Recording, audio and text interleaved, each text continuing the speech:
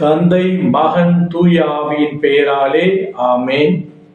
ஆண்டவர் உங்களோடு இருப்பாராக, உம் ஆன்மாவோடும் இருப்பாராக. நீங்கள் உள்ளம் கலங்க வேண்டாம், மருள வேண்டாம். நான் போகிறேன், திரும்பி உங்களிடம் வருவேன்.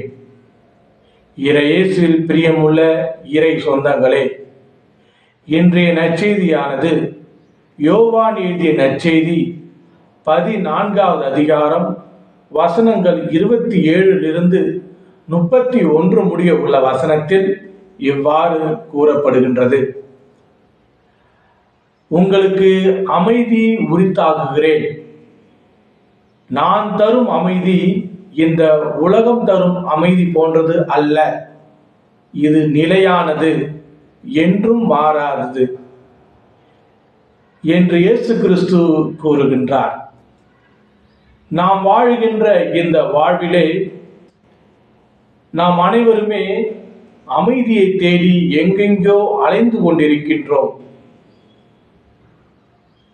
விளையாட்டில், பொழுதுபோக்கில், திரையரங்கில்,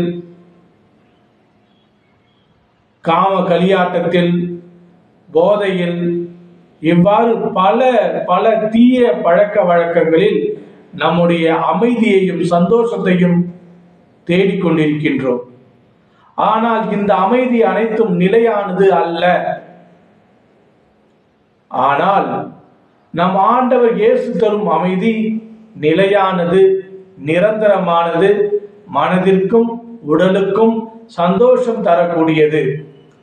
அந்த அமைதியை தான் அவர் நமக்கு தர தயாராக இருக்கின்றார்.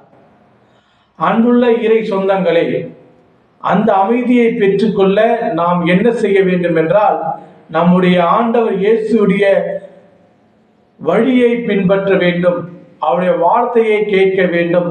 அவருடைய குரலை கேட்டு அதன்படி நாம் நடக்க வேண்டும். நான் திரும்பி வருவேன், நீங்கள் உள்ளம் கலங்க வேண்டாம்.